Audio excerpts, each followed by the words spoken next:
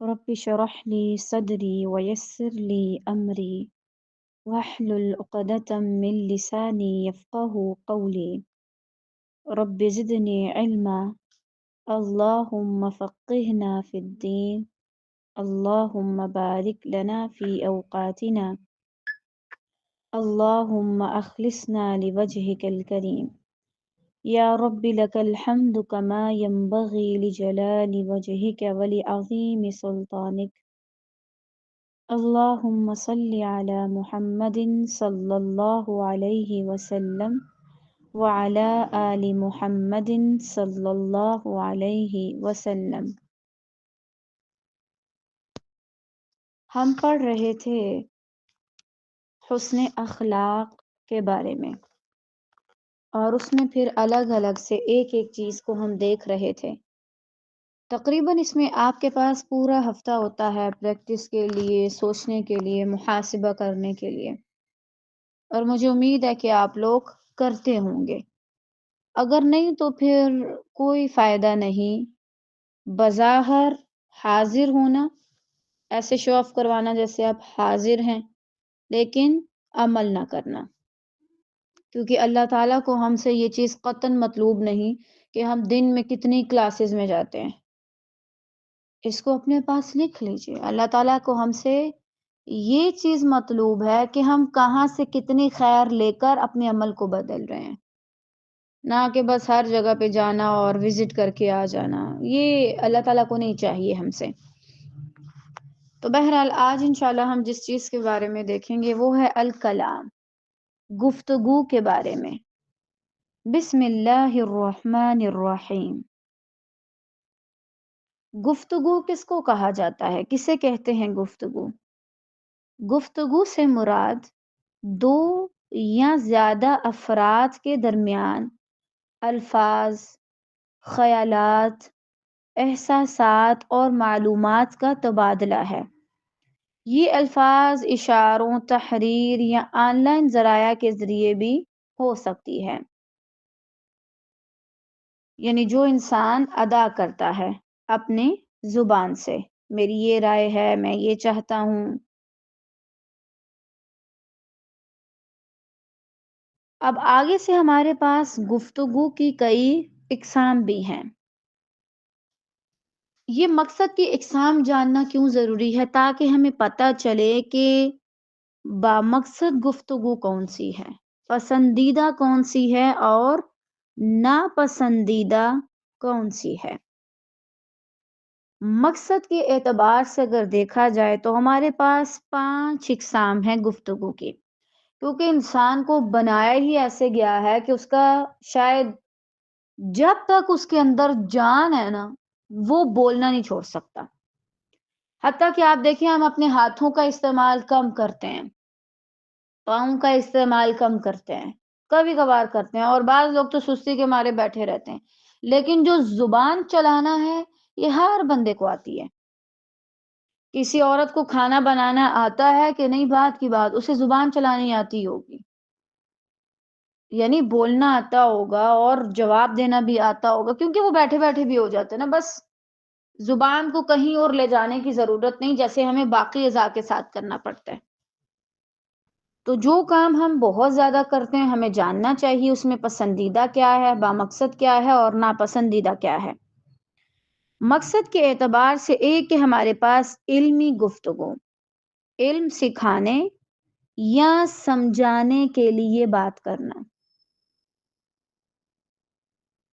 صحیح۔ اس کے علاوہ اصلاحی گفتگو، کسی کو مشورہ دینا، رہنمائی کرنا، اصلاح کرنا۔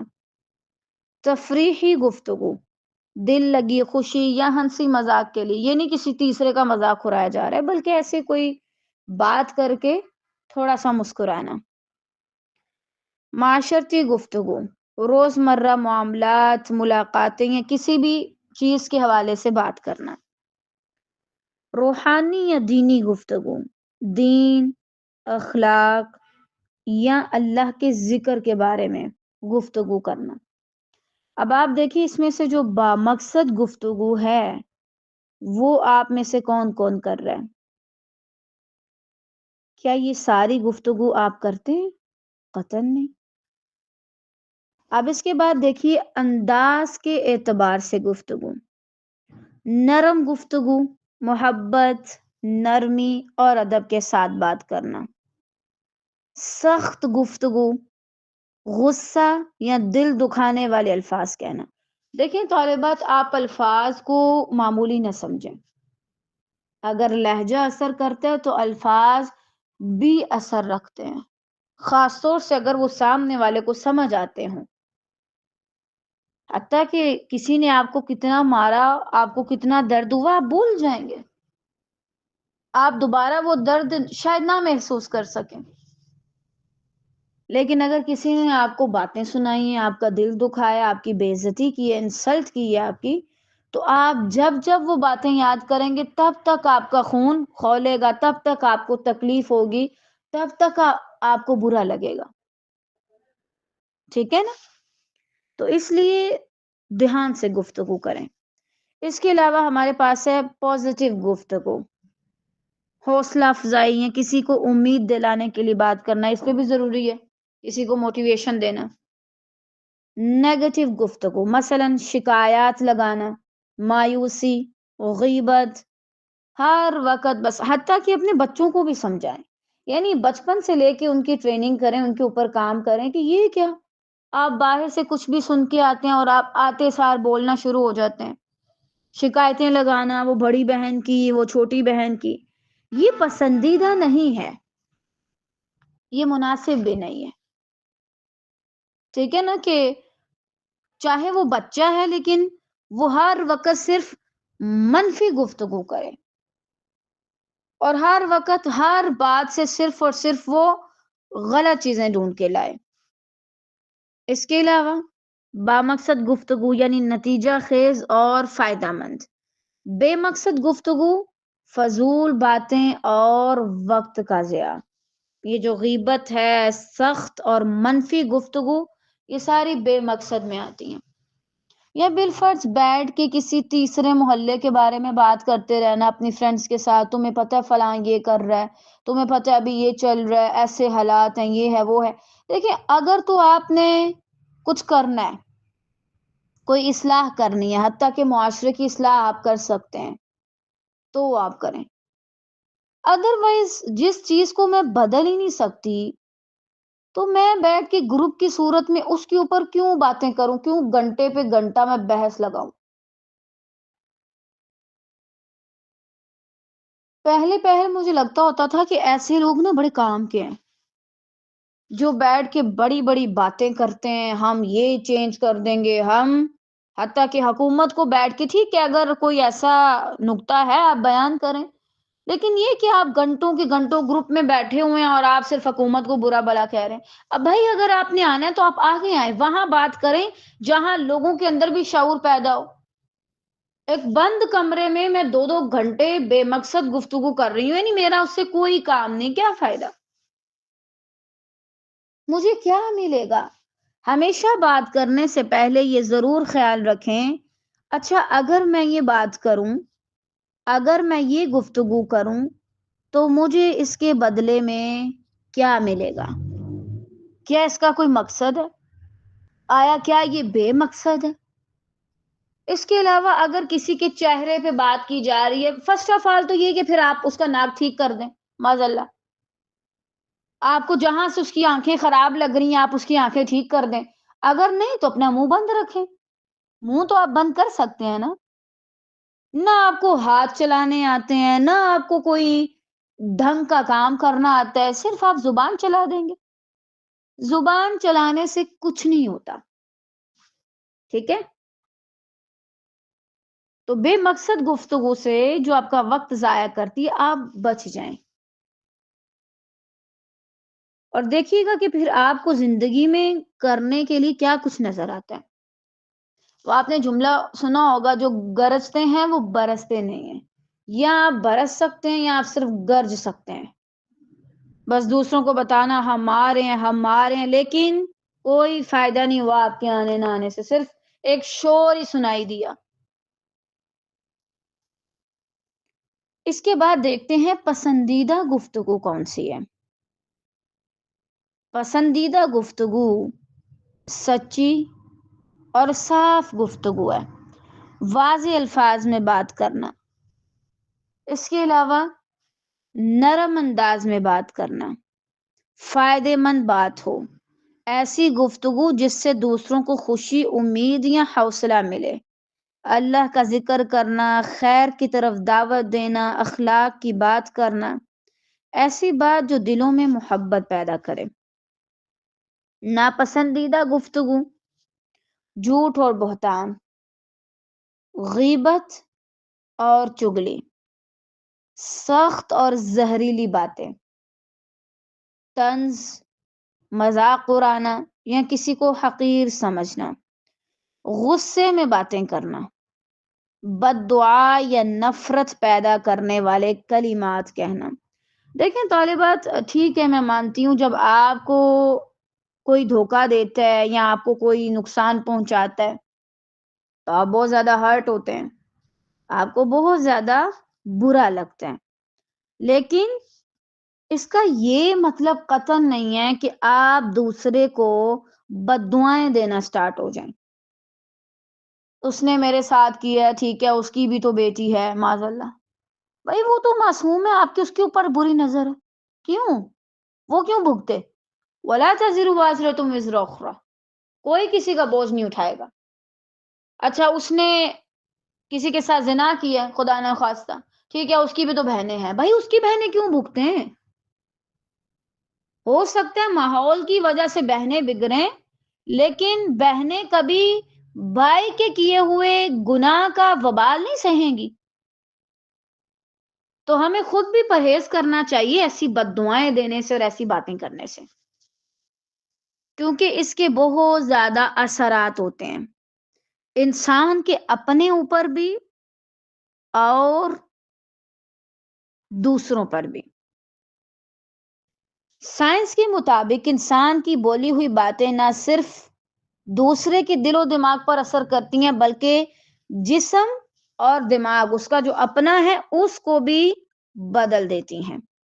اچھی گفتگو ہے تو اچھا اثر، برا ہے تو برا اثر۔ دماغ پر کیا اثرات ہوتے ہیں؟ مثبت گفتگو خوشی اور امن کو بڑھاتی ہے، اس کے علاوہ منفی گفتگو سٹریس، غصہ اور کمزوری کو جنم دیتی ہے۔ اس کے علاوہ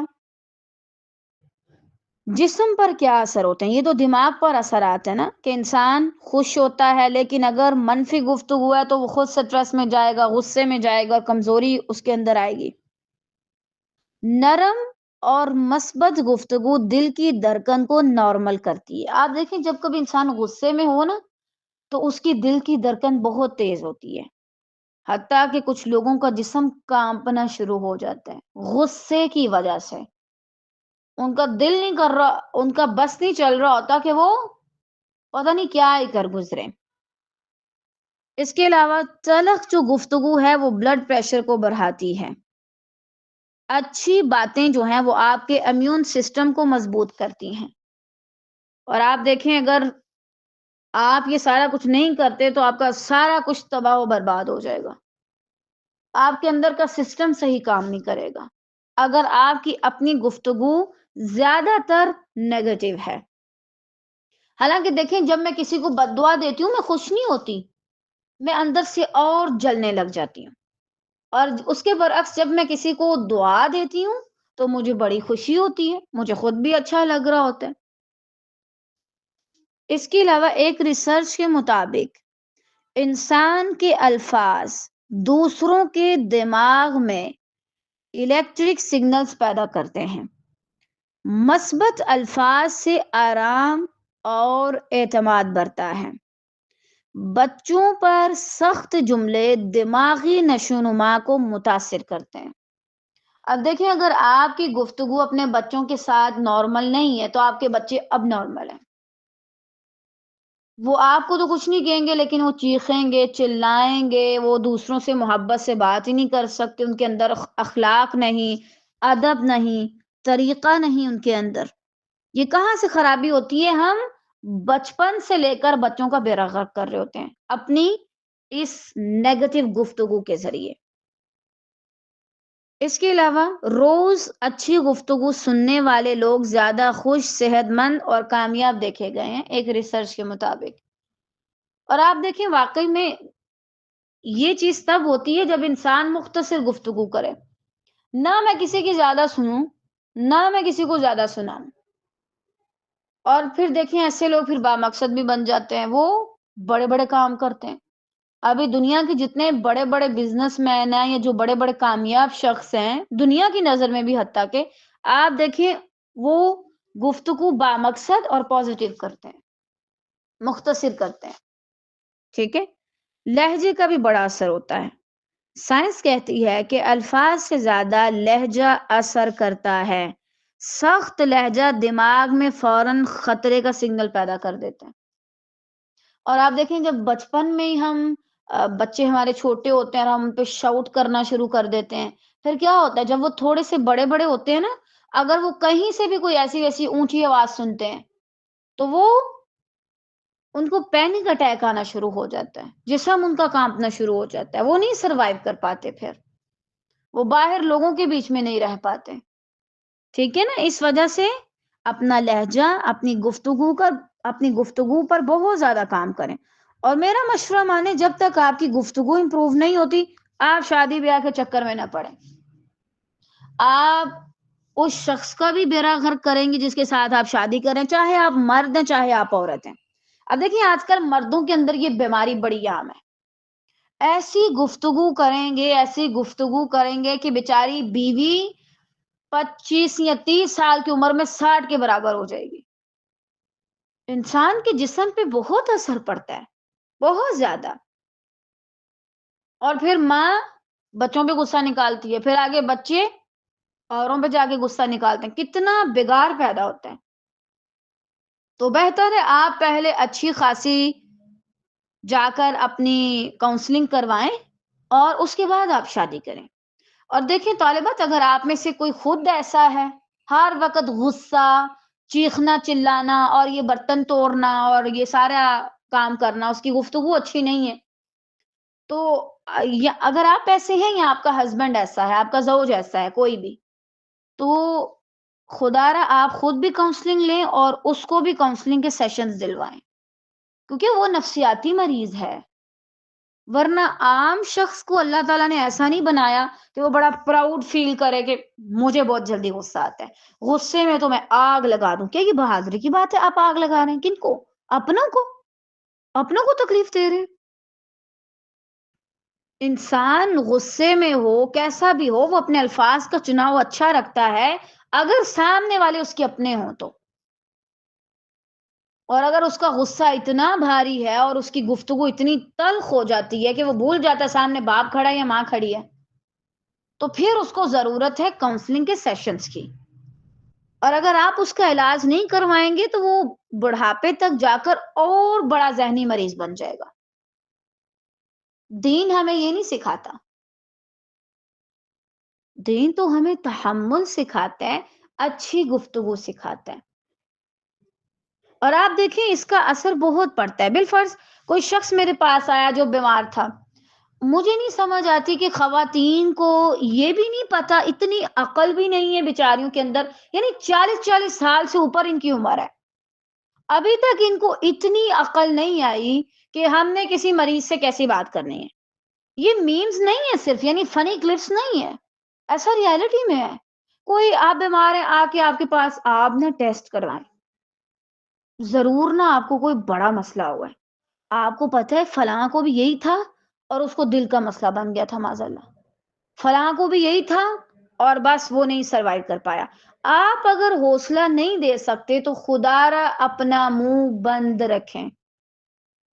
بعض لوگوں کو چاہیے کہ وہ آج کے دور میں بھی دوسروں کو اپنی گفتگو کے شر سے بچانے کے لیے چپ کا روزہ رکھیں اور وہ ساری زندگی یہ چپ کر روزہ رکھتے جائیں تاکہ دوسرے ان کی گفتگو کے شر سے محفوظ رہیں۔ اگر آپ کے اندر اتنی تمیز نہیں کہ مجھے کسی مریض سے کیسے بات کرنی ہے، تو خدا را بہتر ہے آپ اس کی عیادت نہ کریں۔ چھوٹی چھوٹی بات پہ کہنا دیکھو تمہارے اوپر کوئی جادو ہوا ہوگا، دیکھو تم اگر یہ شخص بیمار ہے تو پتہ نہیں اس کے ساتھ کیا ہوا ہوگا، کیوں ہمیشہ نیگیٹو گفتگو کیوں کریں ہم؟ کیا ہم کسی کو حوصلہ نہیں دے سکتے؟ دے سکتے ہیں نا، تو ہمیں حوصلہ دینا چاہیے، ٹھیک ہے نا؟ تو اس لحاظ سے اپنی گفتگو پر ہمیں انشاءاللہ بہت زیادہ کام کرنا ہے، کیونکہ جب آپ لوگوں کے بارے میں اچھا نہیں بولتے نا، پھر ایک وقت آتا ہے کرتے کرتے آپ کو یہ تمیز بھی بھول جاتی ہے کہ ہم نے اللہ سبحانہ و تعالیٰ کے بارے میں کیسے بات کرنی ہے، کیسے گفتگو کرنی ہے۔ تو اتنی سی چیز کم از کم آپ لوگوں کو سیکھنی چاہیے۔ اب انشاءاللہ ہم اسے قرآن مجید اور احادیث کی روشنی میں دیکھتے ہیں، اور انشاءاللہ ہم آہستہ آہستہ اس چیز کے اوپر کام کریں گے۔ قرآن مجید میں سورہ قاف میں اللہ تعالیٰ نے فرمایا، کوئی لفظ اس کی زبان سے نہیں نکلتا مگر اس کے پاس حاضر باش نگران لکھنے کے لیے موجود ہوتا ہے، یعنی ایسا فرشتہ جو اس کے اعمال لکھتا رہتا ہے۔ آپ دیکھیں، ہمیں پتہ ہے فرشتے کے ہاتھ میں قلم ہے اور وہ لکھ رہا ہے، اس کے باوجود ہم ادھر ادھر دیکھتے ہیں کوئی دیکھ تو نہیں رہا، تاکہ ہم یہ غلط کام کر لیں، غلط بات کہہ دیں۔ حتیٰ کہ فرشتوں کے پاس قلم ہے، ہمیں یہ یاد ہے کہ دیواروں کے بھی کان ہوتے ہیں، لیکن ہم یہ بھول گئے کہ فرشتوں کے پاس بھی لکھنے کے لیے بہت کچھ ہے، نہ ان کی قلم کی سیاہی ختم ہوتی ہے اور نہ ہی وہ کچھ لکھنا بولتے ہیں۔ اس کے علاوہ سورہ البقرہ میں اللہ تعالیٰ نے فرمایا، اور لوگوں سے اچھی بات کہو، بلی بات کہو، بلائی کی بات کہو، خیر کی بات کہو ان سے، ٹھیک ہے؟ اور آپ دیکھیں اگر آپ کسی سے کوئی اچھی بات کرتے ہیں نا، تو وہ انسان تقریباً 50-60% تک صحیح ہو جاتا ہے، نارمل ہو جاتا ہے۔ اب مثلاً اگر میں بیمار ہوں، میں ڈاکٹر کے پاس گئی ہوں اور ڈاکٹر مجھے حوصلہ دے، تو میں آدھی ٹھیک ہو کے آؤں گی وہاں سے۔ اور اگر وہ جا کے کہہ دے نہیں آپ کا تو مسئلہ ہی بہت خراب ہو گیا، آپ کا تو کوئی حل نہیں ہے، تو پھر آپ ظاہری بات ہے آپ ڈبل ٹریپل بیمار ہو کے واپس لوٹیں گے۔ تو الفاظ ہمیشہ اچھے رکھیں۔ سیدنا عبداللہ بن عمر رضی اللہ تعالیٰ عنہ سے روایت ہے کہ نبی کریم صلی اللہ علیہ وسلم نے فرمایا، مسلمان وہ ہے جس کی زبان اور ہاتھ سے دوسرے مسلمان محفوظ رہیں، اور مہاجر وہ ہے جو ان کاموں کو چھوڑ دے جن سے اللہ نے منع کیا۔ مسلمان کون ہے؟ آج دیکھیں میں بھی مسلمان ہوں اور آپ سب بھی مسلمان ہیں، یہی وجہ کہ ہم یہاں پہ اکٹھے ہو کے اللہ کے بارے میں سن رہے ہیں، ورنہ ہمیں کیا ہے کہ ہم سنتے پھریں، کافر تو نہیں سنتے، مسلمان ہے اسی لیے سن رہے ہیں نا۔ لیکن بہترین مسلمان، اور مسلمان ہے کون؟ اگر میری زبان سے آپ لوگ محفوظ ہیں اور آپ کی زبان سے میں محفوظ ہوں تو ہم مسلمان ہیں۔ آپ تہجد گزار ہیں، آپ حاجی ہیں، آپ حاجن ہیں، آپ دوسروں کے فیصلے کرتی ہیں، آپ زکوٰۃ و صدقات میں بہت آگے ہیں، لیکن آپ کی زبان اچھی نہیں ہے، آپ کی گفتگو اچھی نہیں ہے، تو آپ کسی کام کی نہیں۔ اچھا اب اس میں نا یہ ہے کہ ہم باہر والوں کے ساتھ جب ملتے ہیں تو مسلمان بن کے ملتے ہیں، ٹھیک ہے؟ جب ہم گھر والوں کے ساتھ ملتے ہیں یا ان لوگوں کے ساتھ جن سے ہماری روز بات ہوتی ہے، تو ہم ان کے سامنے بڑی کوئی غلط قسم کی گفتگو کرتے ہیں، یا تو غیبت، یا تو ہم ان کے ساتھ اتنے فرینک ہو جاتے ہیں کہ ہم غیبتیں شروع کر دیتے ہیں، گندی گفتگو شروع کر دیتے ہیں، ڈرامہ اور ناولز کی ڈسکشن شروع کر دیتے ہیں۔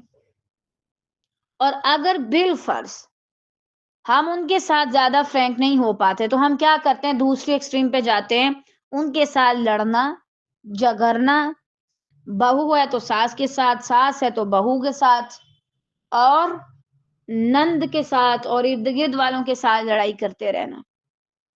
کیا یہ مناسب لگتے؟ نہیں لگتا نا۔ باہر والوں کے ساتھ اسمائل کرنا آسان ہے، السلام علیکم، کیوں؟ ان کے ساتھ کبھی کبھی ملتے ہیں۔ جن کا منہ روز دیکھنا ہے نا، ان کے ساتھ مسکرا کے رہنا، یہ اصل میں کمال ہے اور یہ اصل میں مسلمان ہونے کی علامت ہے۔ آپ ذرا سب اپنا جائزہ لیں۔ کلاسز لیتی ہوں، ہاں جی باجی، فلاں باجی، فلاں استاذہ، بہت جی کرتی ہوں۔ کیا جب میرے والدین، میرے بہن بھائی، میری چھوٹی بہن، بڑی بہن مجھے بلاتی ہے تو کیا میرا یہ رویہ ہوتا ہے؟ یا کیا میں ان کے ساتھ بہت ہی برے طریقے سے پیش آتی ہوں کہ اگر کوئی مجھے باہر والا سن لے، میرا کوئی استاد، میرا کوئی اسٹوڈنٹ سن لے، تو وہ مانے ہی نہ کہ یہ وہی ہے جو آ کے میں لیکچر دے رہی ہوتی ہے، یا یہ وہی ہے جو آ کے بہت اچھے سے سبق سنا رہا ہوتا ہے اور بتا رہا ہوتا ہے میں نے آج یہ سیکھا۔ اگر آپ کو اپنے سسرال والوں کے ساتھ، گھر والوں کے ساتھ بات کرنے کی تمیز نہیں تو آپ پڑھنا چھوڑ دیں، کوئی فائدہ نہیں۔ دیکھیں، ایک چیز ہے، آپ ایکسٹریم پہ نہ جائیں، یعنی جہاں وہ غلط ہیں آپ ان کو بتائیں، لیکن طریقے کے ساتھ، الفاظ اچھے رکھیں، چناؤ اچھا رکھیں۔ اس حدیث کی روح سے اگر کوئی خود کو مسلمان کہہ سکتے ہے تو بہت بڑی بات ہے، اور اگر کوئی نہیں کہہ سکتا تو پھر اپنی اصلاح کریں۔ سیدنا علی رضی اللہ تعالی عنہ سے روایت ہے کہ نبی صلی اللہ علیہ وسلم نے فرمایا، جنت میں بالا خانے ہیں، ان کا باہر ان کے اندر سے اور ان کا اندر ان کے باہر سے دکھائی دیتا ہے۔ ہمارے ہاں دیکھیں اس طرح کوئی مرر ہوتے ہیں، شیشے ہوتے ہیں کہ جس سے باہر کا حصہ اندر سے اور اندر والا حصہ باہر سے دکھ رہا ہوتا ہے۔ واللہ عالم کہ یہ کیسے ہوں گے، کیونکہ یہاں پر ان کے لیے شیشے کا لفظ استعمال نہیں کیا گیا، یہ اللہ ہی جانتا ہے کہ وہ کیسے بنے ہیں۔ تو بہرحال ایک اعرابی کھڑا ہوا اور اس نے عرض کیا، اللہ کے رسول صلی اللہ علیہ وسلم، اب وہ کس کے لیے ہیں، یعنی کس کو ملیں گے ایسے محل؟ آپ صلی اللہ علیہ وسلم نے فرمایا، جو خوش کلامی کرے اور کھانا کھلائے اور اکثر روزے رکھے اور رات کو جب لوگ سوتے ہوں تو وہ اٹھ کے نماز پڑھے۔ اب اس میں ہمیں رات کی نماز بھی یاد ہے، اس میں ہمیں دوسروں کو کھانا کھلانا بھی یاد ہے، لیکن ہم بھول گئے تو خوش کلامی کرنا، ایک دوسرے سے اچھے طریقے سے بات کرنا۔ دیکھیں، آپ کی ایک دوسرے کے ساتھ بات ایسی ہونی چاہیے نا کہ جب وہ آپ سے بات کرے وہ سکون محسوس کرے، اسے اچھا لگے۔ یہ نہیں کہ آپ اس کو الجھا دیں اور اس کو عجیب عجیب فکروں میں مبتلا کر دیں اور اس کو مزید غصہ دلانے والے کام کریں۔ بہت اچھی گفتگو کریں، اچھا کلام کریں، اور یہ یاد رکھیں جب آپ لوگوں کے ساتھ اپنی گفتگو کو امپروو کریں گے تو اللہ تعالیٰ کے ساتھ بھی آپ کے تعلقات اچھے ہوں گے۔ ورنہ یہ آپ نے کسی کا سکون برباد کیا اور کسی کو برا بلا کہا اور انتہائی غلط الفاظ استعمال کیے، کیا آپ کو سجدے میں سکون ملے گا؟ یا آپ کو سجدے میں اللہ کا وہ قرب نصیب ہوگا؟ یا آپ کو وہ لذت ملے گی؟ قطعاً نہیں۔ مجھے نہیں سمجھ آتی مسلمانوں کو یہ بات کس نے بتا دی ہے کہ آپ کسی کو کچھ نہ سمجھیں لیکن آپ پڑھنے پڑھانے کا کام کرتے جائیں۔ حتیٰ کہ اگر پوچھا جائے آج خاندانوں میں جتنے لوگ یہاں پہ جمع، انہیں سے پوچھ لیں، کسی اکا دکا کا گھر سلامت نکلے گا، سب آپس میں ٹوٹ پوٹ کا شکار ہے۔ اور اس کی وجہ کیا ہے؟ گفتگو۔ اس نے ہماری ماں کو یہ بولا تھا، اس نے ہمارے باپ کو گالی دی تھی، اس نے یہ بات کی تھی، وہیں سے جھگڑا سٹارٹ ہو جاتا ہے۔ اسی لیے کہتے ہیں پہلے تولیں پھر بولیں۔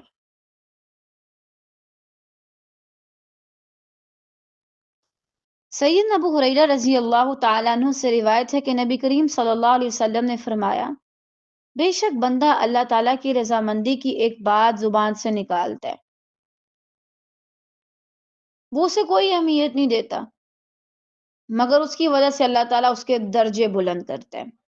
یعنی بیٹھے بیٹھے انسان نے اللہ کے بارے میں کوئی تعریفی کلمات کہہ دیے، کبھی کبھی ایسے ہوتے ہیں انسان بہت تھک جاتا ہے، پھر وہ ایک دم سے اللہ کا نام لیتا ہے، یا بعض اوقات ایسے ہوتا ہے وہ کسی کو دعا دیتا ہے، بعض اوقات ایسے ہوتا ہے وہ کسی کو حوصلہ دیتا ہے، تسلی دیتا ہے، کسی کے لیے اچھے الفاظ کہتا ہے۔ ہو سکتا ہے 2 لوگ بیٹھے ہیں، کسی تیسرے کی غیبت چل رہی ہے اور وہ کہ نہیں، وہ ایسی نہیں ہے، وہ اچھی ہے. تو اللہ تعالیٰ اس کے بدلے میں اس کو کتنا زیادہ اجر دے، اس کے درجات بلند کر دے. یعنی حالانکہ اس کو اندازہ بھی نہیں ہے، اس نے سوچا بھی نہیں ہوگا، اس نے بس ایم ہی میں کہہ دیا ہوگا، لیکن اللہ تعالیٰ نے اس کے بدلے اس کے اتنے زیادہ درجات بلند کر دیے.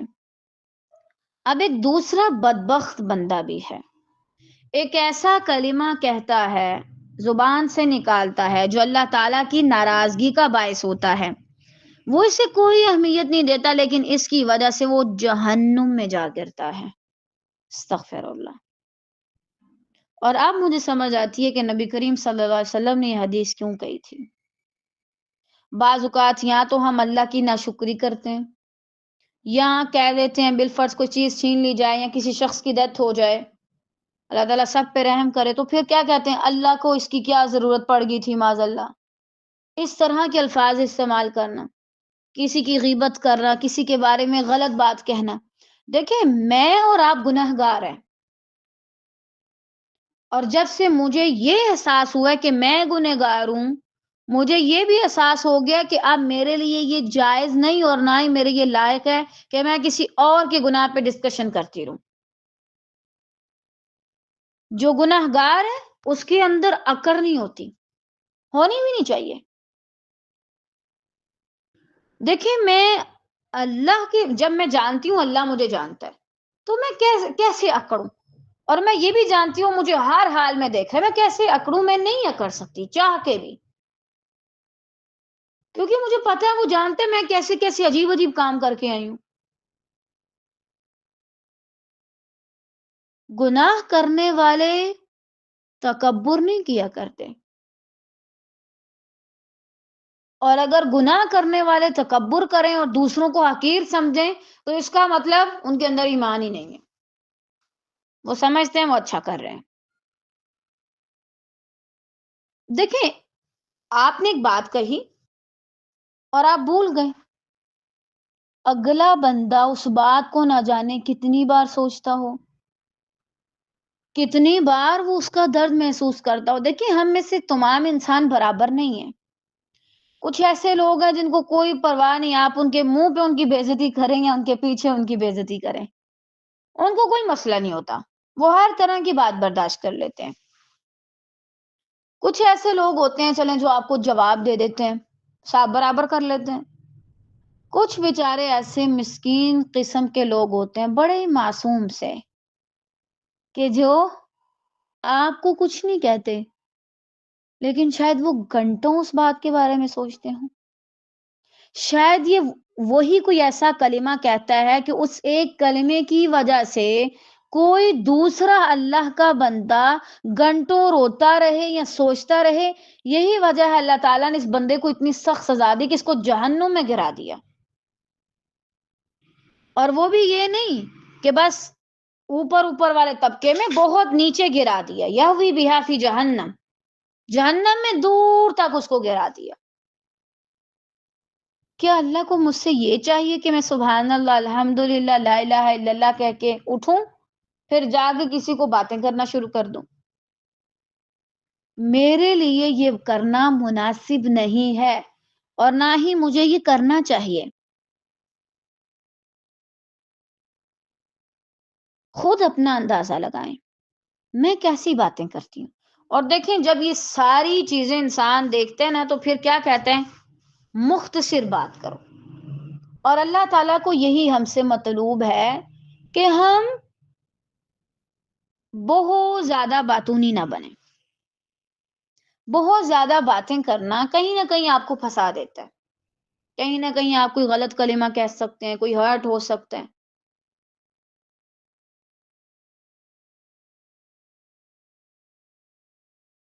لوگ اللہ سے محبت کتنی بھی کریں، لیکن لوگ ایسا دل رکھتے ہیں جو چھوٹی چھوٹی بات سے ٹوٹ بھی سکتے اور جڑ بھی سکتے.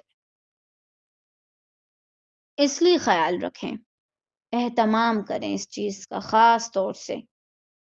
اور روزانہ رات کو سونے سے پہلے جب آپ اپنے بستر پہ جاتے ہیں نا، تو ایک بار اللہ تعالیٰ سے یہ دعا لازماً کیا کریں، یا اللہ اگر کسی نے میرے ساتھ کوئی زیادتی کی تو میں نے اسے معاف کر دیا، اور اس پر تو مجھے صبر دے اور استقامت دے کہ میں دوبارہ اس کے بارے میں نہ سوچوں یا اس کو اپنی زبان پہ نہ لاؤں۔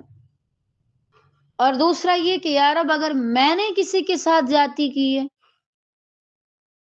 تو اس انسان کے درجات بلند کر، اور اس کو قیامت کے دن اتنا اجر دینا کہ جب وہ اجر دیکھے تو وہ بھول جائے کہ میں نے اس کے ساتھ کیا کیا، میری تکلیف سے زیادہ اس کا اجر بڑا ہو، اور وہ اس کے اتنا خوش ہو جائے کہ وہ بھول جائے میں نے اس کے ساتھ کیا کیا۔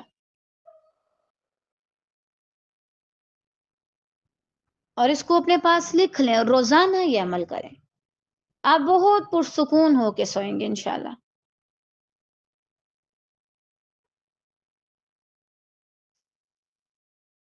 سیدنا ابو ہریرہ رضی اللہ تعالیٰ عنہ سے روایت ہے کہ نبی کریم صلی اللہ علیہ وسلم سے عرض کیا گیا، اے اللہ کے رسول صلی اللہ علیہ وسلم، فلاں عورت رات کو قیام کرتی ہے، آپ ذرا اپنے عمل کو بیچ میں لیتے ہیں، کیا آپ بھی ایسی عورت ہیں جو رات کو قیام کرتی ہے اور دن کو روزہ رکھتی ہے اور عمل بھی کرتی ہے اور صدقہ بھی کرتی ہے، لیکن اپنے پڑوسی کو اپنی زبان سے اذیت دیتی ہے؟ اس سے مراد یہ نہیں کہ آپ کے پڑوسی ہیں، بڑے بڑے شہروں میں تو پڑوسیوں کا کوئی کنسپٹ ہی نہیں ہے آج کے دور میں، حتیٰ کہ اگر آپ کسی ہاسٹل ہوٹل میں بھی رہیں تو یہ نہیں کہ ساتھ والے کمرے میں بھی آپ کا کوئی عمل دخل نہیں ہوتا۔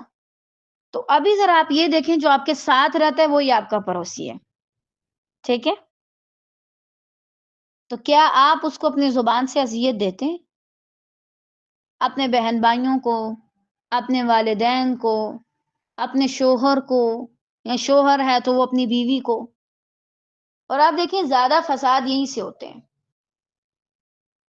کچھ عورتیں لمبی لمبی نمازیں پڑھتی ہیں، لیکن صحیح بات ہے ان کا جائے نماز پہ رہنا ہی باقیوں کے لیے ٹھیک ہوتا ہے، کیونکہ وہ جیسی جائے نماز سے نیچے آتی ہیں وہ دوسروں کا جینا حرام کرتی ہیں۔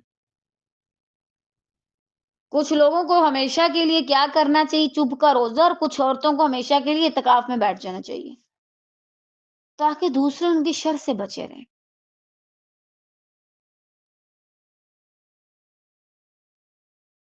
اب نبی صلی اللہ علیہ وسلم نے اس عورت کے بارے میں کیا فرمایا؟ اس میں کوئی خیر نہیں، وہ آگ والوں میں سے ہے۔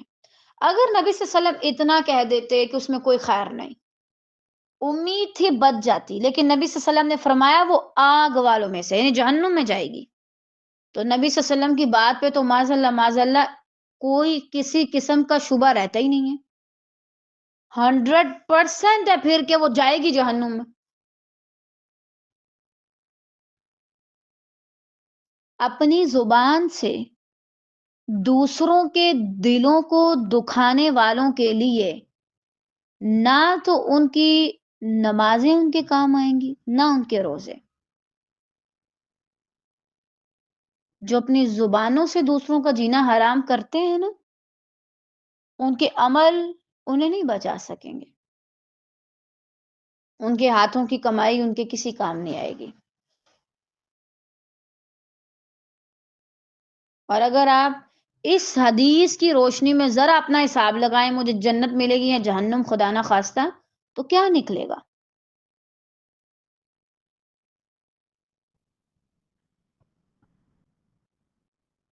آج ذرا جا کے اپنا محاسبہ کریں، لکھیں میں نے کس کس کا دل دکھایا۔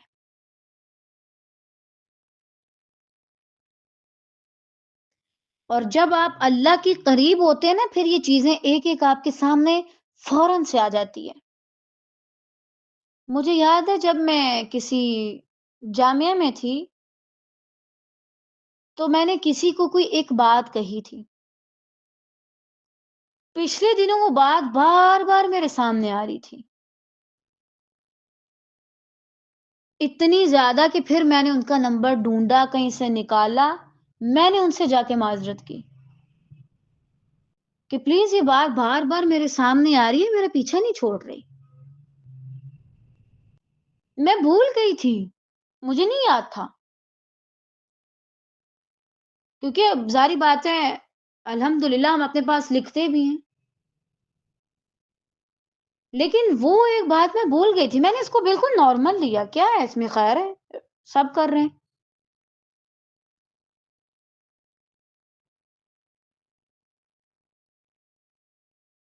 بہت دن لگے مجھے ان کا نمبر ڈھونڈنے میں، لیکن میں نے ڈھونڈا، الحمدللہ۔ جیسے ہی میں نے ان سے معذرت کی، الحمدللہ میرا دل مطمئن ہو گیا، وہ جو بار بار کسی چیز میں رکاوٹ آ رہی تھی وہ صحیح ہو گئی۔ اس دن مجھے سمجھ آیا کہ اللہ تعالیٰ ایک ایک چیز سامنے آ جاتی ہے انسان کے، اور یہ اللہ کا بہت بڑا فضل ہے سونے، اگر دنیا میں وہ ہمارے سامنے آ جائے، کیونکہ ہم فوراً سے اس کی اصلاح کر سکتے ہیں۔ میں سوچ رہی تھی کہ اگر آخرت میں آتی ہیں چیزیں تو آخرت میں بھی تو اثر ڈالتی نا، ہماری کہی ہوئی باتیں دنیا میں بھی ہمارے اوپر اثر ڈالتی ہیں، جیسے پہلے میں نے ذہن کا بتایا، جسم کا، ہمارے اپنے مستقبل پہ بھی اثر ڈالتی ہیں، اور آخرت پہ کیا نہیں ڈالیں گی؟ تو اللہ سے لازماً یہ دعا کیا کریں، یا اللہ جہاں کوئی ایسی ویسی بات ہے دنیا میں میری اصلاح کروا دینا۔ واللہ اگر مجھے پتا چلے کوئی شخص مجھ سے بہت دور ہے اور میرا اس سے رابطہ نہیں ہو سکتا سوائے اس کے کہ میں اس کے پاس چل کے جاؤں، میں نے اس کے حق میں کوئی کمی کی تو واللہ میں جاؤں اور جا کے میں اس سے معافی مانگوں۔ اللہ کا معاملہ اللہ تک ہے، اللہ سنبھال لیتا ہے، اللہ معاف کر دیتا ہے۔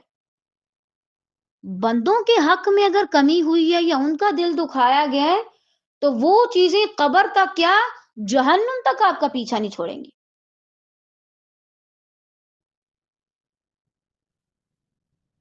یہ بات میں نے آپ لوگوں سے اسی لیے شیئر کی کہ دیکھیں واقعی میں کچھ چیزوں کو ہم بڑا لائٹ سا لیتے ہیں، بس ٹھیک ہے ایسے ہی ہے، سامنے آ جاتی ہیں، آپ پھر ان سے بھاگ نہیں سکتے، آپ کہتے ہیں ہاں یہ وہی غلطی ہے، چاہے وہ چھوٹی سی ہو، بالکل چھوٹی سی، کیا اگر وہ برائی یا وہ بات دنیا میں میرے سامنے آ گئی تو آخرت میں نہیں آئے گی؟ آخرت میں بھی آئے گی۔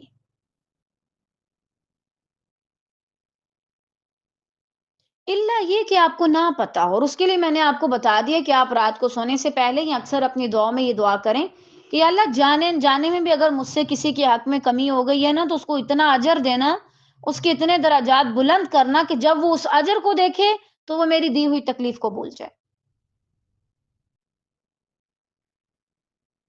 جو انسان دنیا میں چھوڑتے نا، ہم ان پہ بھروسہ نہیں کر سکتے کہ بھائی آخرت میں ہمیں چھوڑ دیں گے۔ دنیا میں وہ اپنے اتنے مفاد پرست ہیں تو آخرت میں تو وہ اما ابا بھی اپنے مفاد پرست کے ہوں گے، صحیح بات ہے۔ آخرت میں تو ساری نیکیوں کے بھوکے ہوں گے۔ دنیا میں اگر کسی کو قحط پڑ جائے اور اس کے اندر بھوک آ جائے کسی قوم میں تو آپ دیکھیں وہ کتنی خود غرض ہوتی ہے۔ آپ نے دیکھی ہوں گی کچھ ممالک کی ایسی ویڈیوز کہ جہاں پہ کھانا ایک مخصوص مقدار میں تھا، لوگ کیسے ایک دوسرے سے چھین چھین کے کھا رہے تھے، حالانکہ سارے ایک حال میں تھے۔ اسی طرح قیامت کے دن ہر شخص نیکی کا بھوکا ہوگا، اس کو اگر تھوڑا سا بھی موقع ملے گا وہ کہے گا دو نیکی، دو نیکی نکالو، نیکی اپنے پلے سے دو مجھے۔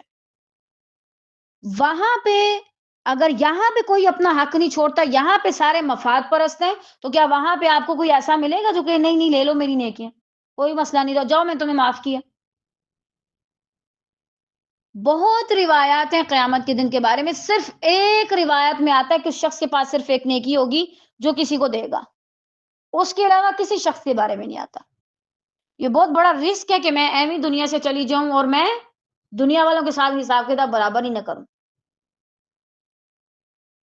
میری مانے تو آپ میں سے کوئی مجھ پہ کیا، میں آپ پہ کیا، کسی پہ بھروسہ نہ کریں، اپنے والدین پہ نہیں، دنیا کا حق دنیا میں معاف کروا کے جائیں، ورنہ آخرت میں وہ آ جائیں گے آپ سے آپ کی نیکیاں لینے، ٹھیک ہے، اس دن جس دن آپ کو بھی نیکیوں کی سب سے زیادہ ضرورت ہوگی۔ تو بہرحال نبی صلی اللہ علیہ وسلم نے فرمایا اس میں کوئی خیر نہیں اور یہ آگ والوں میں سے ہے۔ لوگوں نے کہا اور فلاں عورت فرض نماز پڑھتی ہے اور معمولی صدقہ بھی کرتی ہے اور کسی کو اذیت نہیں دیتی، نبی صلی اللہ علیہ وسلم نے فرمایا وہ جنت والوں میں سے ہے۔ اللہ کا فرض ادا کر دو جو تم پہ بنتا ہے، اور لوگوں کا خیال رکھو، انسانیت بھی ہو تمہارے اندر تو تم جنت والوں میں سے ہو۔ سیدہ عائشہ رضی اللہ تعالیٰ عنہ بیان کرتی ہیں، نبی صلی اللہ علیہ وسلم نے فرمایا، نبی صلی اللہ علیہ وسلم کی گفتگو صاف اور واضح ہوتی جسے ہر سننے والا سمجھ لیتا۔ اب یہاں سے یہ بھی اندازہ کریں کہ گفتگو درمیانی اونچی آواز میں ہونی چاہیے، ہر بندہ سن سکے، اور الفاظ واضح ہوں۔ یہ نہ ہو کہ آپ سننے والا یہی بیچارہ صدمے میں چلا جائے، اس نے کہا کیا ہے، اچھا کیا ہے، برا کیا ہے، کیا کہا ہے۔ واضح گفتگو ہونی چاہیے، ایک ایک حرف سمجھ آنا چاہیے۔ سیدنا انس رضی اللہ تعالیٰ عنہ سے روایت ہے کہ نبی کریم صلی اللہ علیہ وسلم نے فرمایا، نبی صلی اللہ علیہ وسلم جب کوئی اہم کلمہ ارشاد فرماتے تو اسے 3 بار دہراتے یہاں تک کہ خوب سمجھ لیا جاتا، اور جب لوگ آپ صلی اللہ علیہ وسلم لوگوں کے پاس تشریف لاتے اور انہیں سلام کرتے تو 3 بار سلام کرتے۔ یہ کس وجہ سے ہے؟ یعنی جب کوئی امپورٹنٹ اناؤنسمنٹ کریں تو 3 بار کہیں، یا کوئی اہم بات بتانی ہو تو 3 بار کہیں، ورنہ نبی صلی اللہ علیہ وسلم ہر بات کو ایسے نہیں کرتے تھے۔ جب کوئی بڑی اہم بات کرنی ہوتی، اہم کلمہ، تو اس کو صرف 3 بار کہتے، اس سے اثر بھی ہوتا ہے۔ اگر کسی نے پہلی بار اس کا اثر نہیں لیا، دوسری بار لے، دوسری بار نہیں تو تیسری بار لے، ٹھیک ہے نا؟ اگر کوئی پہلی بار پہ نہیں جاگا، دوسری یا تیسری بار پہ جاگ جائے، یہ مقصد ہے اس سے۔ سیدنا جابر رضی اللہ تعالیٰ عنہ فرماتے ہیں کہ میں نبی کریم صلی اللہ علیہ وسلم کی خدمت میں اس قرض کے بارے میں حاضر ہوا جو میرے والد پر تھا۔ میں نے دروازہ کھٹکھٹایا، آپ صلی اللہ علیہ وسلم نے دریافت کیا کون؟ میں نے کہا میں۔ آپ صلی اللہ علیہ وسلم نے فرمایا میں جیسے آپ صلی اللہ علیہ وسلم اس جواب کو ناپسند فرماتے ہوں۔ یعنی دیکھیں پاکستان کی پرائیویسی کا حال یا سیکیورٹی کا حال، آپ کہہ لیں سیکیورٹی کیسی ٹائٹ ہے یہاں کی۔ کوئی بولتا ہے کہ جی کون، تو کہتے ہیں میں، اور میں پہ دروازہ کھول دیتے ہیں، نہیں پتا چلتا کون ہے کون نہیں، بس میں پہ آ کے دروازہ کھول دیتے ہیں۔ دیکھیں آپ کو پوچھنا چاہیے کہ کون ہے، اور اس کو اپنا نام بتانا چاہیے، میں فلاں ہوں، فلاں جگہ سے آیا ہوں۔ ہر بار ضرور، اگر تو کوئی اپنا ہے تو ٹھیک ہے، آپ میں سے بھی سمجھ جائیں گے۔ دیکھیں نبی صلی اللہ علیہ وسلم حضرت جابر رضی اللہ تعالیٰ عنہ کو جانتے ہی تھے نا، پھر بھی میں کلمہ کو ناپسند کیا۔ اب بالفرض کلاس میں 10-20 اسٹوڈنٹس ہیں، آپ کہتے ہیں کون بات کر رہا ہے، اور کوئی کہتا ہے میں، کیا مطلب میں؟ کیوں کہیں میں؟ کوئی طریقہ نہیں ہے آپ کے اندر؟ میں یہ تو جانوروں والی آواز ہے، صحیح بات ہے۔ آپ انسان ہیں، آپ کو اپنا نام لینا چاہیے۔ اور دیکھیں اس سے پھر ٹائم برباد ہوگا، میں پوچھوں گی کون میں، پھر بولے گا میں، پھر میں بولوں کون میں،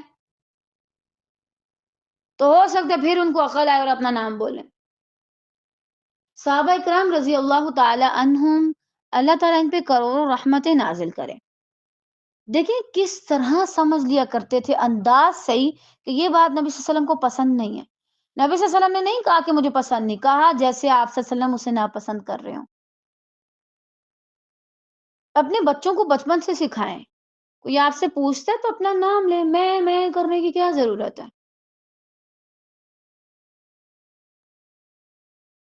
آپ یہ کہہ سکتے ہیں میں خدیجہ بات کر رہی ہوں، ٹائم بچتا ہے اس سے، اور ایک اچھا اثر بھی پڑتا ہے دوسروں پہ۔ یہ بھی گفتگو کا ادب ہے، جب کوئی آپ کے بارے میں پوچھے تو آپ اپنا نام بتائیں، نہ کہ میں کریں۔ سیدنا عبداللہ رضی اللہ تعالیٰ عنہ سے روایت ہے کہ نبی صلی اللہ علیہ وسلم نے فرمایا، تباہ ہوئے بال کی کھال نکالنے والے۔ آپ صلی اللہ علیہ وسلم نے یہ بات 3 مرتبہ فرمائی۔ بال کی کھال نکالنے سے کیا مراد ہے؟ بہت زیادہ اس بات کے بارے میں سوال کرنا جس کا آپ سے کوئی تعلق نہیں۔ اچھا یہ کیوں ہے، اچھا یہ کیا ہے، یعنی کیا، کیوں، کیسے، کب، ان چیزوں کے بارے میں زیادہ سوالات کرنا۔ یا بالفرض اگر ایک بات ہے تو اس کے اوپر اتنی لمبی چوڑی ڈسکشن شروع کر دینا، یا بہت زیادہ لمبی لمبی ڈسکشن کرنا۔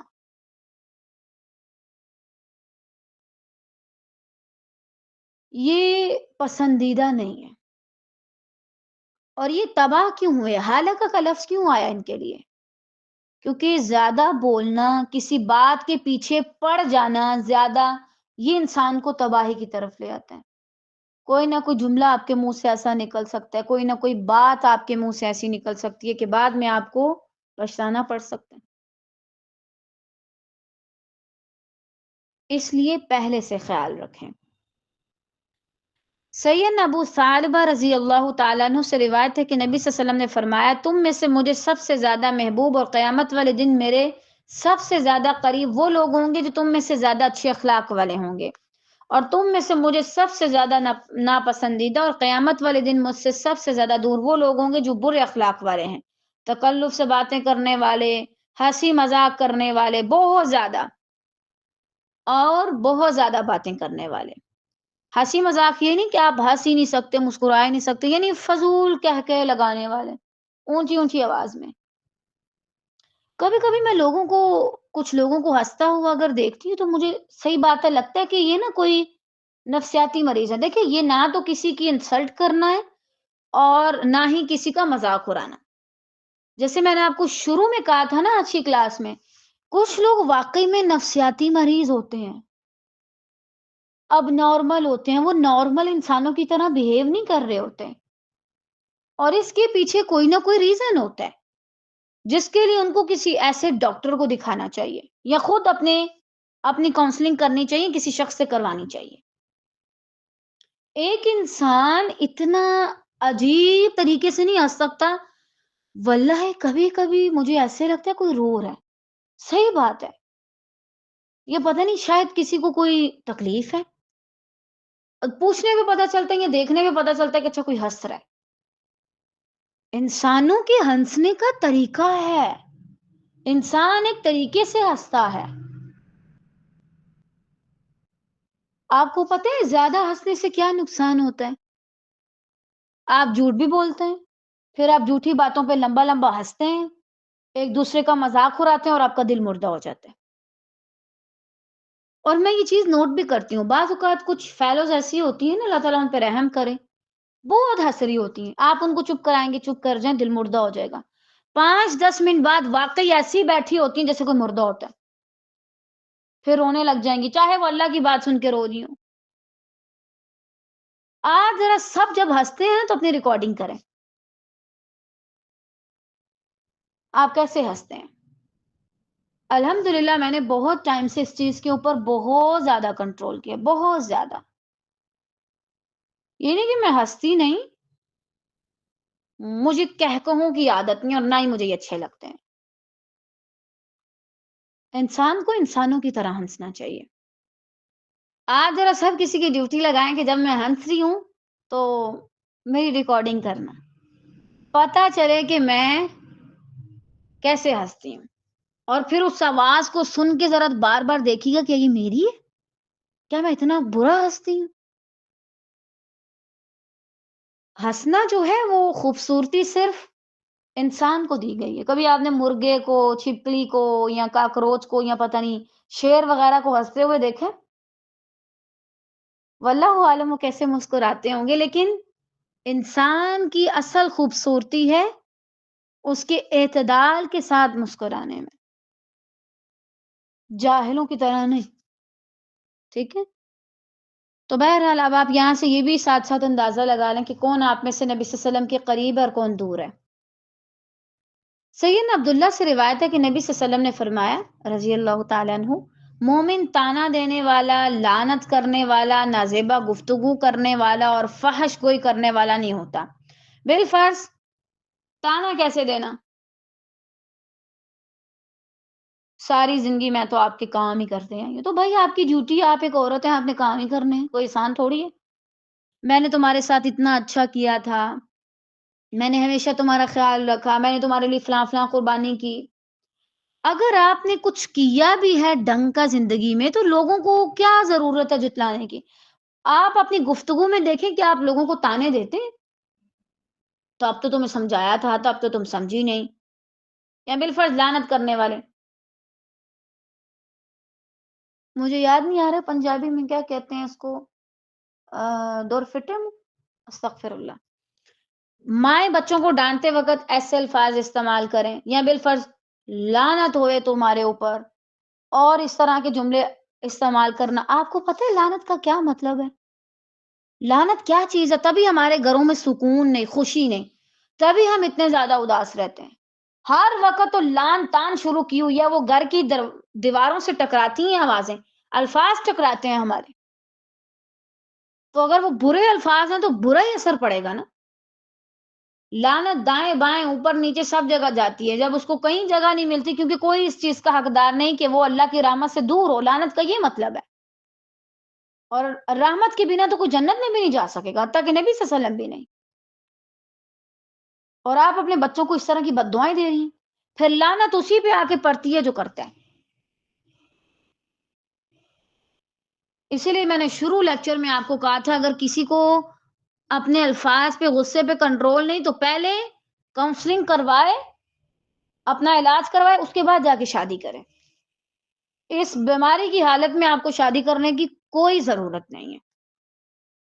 اس کے علاوہ نازیبا گفتگو کرنا، فحش کلام کرنا، ایسی گفتگو جو مناسب نہیں لگتی، عریانہ الفاظ میں بات کرنا، چاہے وہ فنی کلپ کے انداز میں ہو۔ دیکھیں آج کل جو زیادہ تر بے حیائی کی باتیں یا بے حیائی کا جو سلیبس ہے، ڈیٹا ہے، وہ دوسروں کو کس صورت میں پرووائڈ کیا جا رہا ہے؟ فنی کلپس کی صورت میں۔ ہنستے ہنستے آپ کو وہ پوری فحش بات بتا دیتے ہیں، ہنستے ہنستے، اور آپ بھی ہنستے ہنستے ہنساتے ہنساتے دوسروں تک پہنچا دیتے ہیں۔ اگر ہم لوگ یہ کام نہیں کرتے تو کون کرتا ہے؟ کیسے ان کی ویڈیوز پہ ملینز کے اوپر ویوز اور ملینز کے برابر کومنٹس اور لائکس ہوتے ہیں، پھر شیئرنگ بھی کی ہوتی ہے ہم نے، تو اس لحاظ سے بھی اپنا خیال رکھیں، اور خاص طور سے جب آپ اپنے دوستوں کے ساتھ رہتے ہیں تو خدا را اس کو میری طرف سے نصیحت سمجھیں، لازماً چیک کریں آپ کیا گفتگو کرتے ہیں۔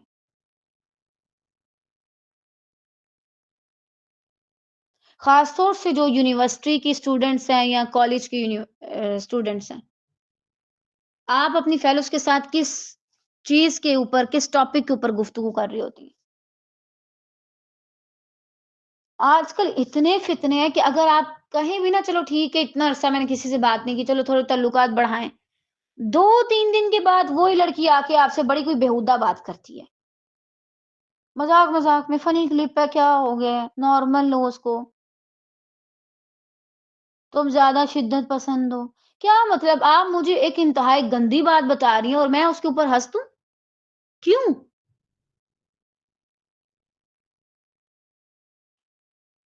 یہ زیادہ تر جو اس طرح کی واردات ہے نا، وہ ہم اپنے دوستوں کے ساتھ بیٹھ کے کرتے ہیں۔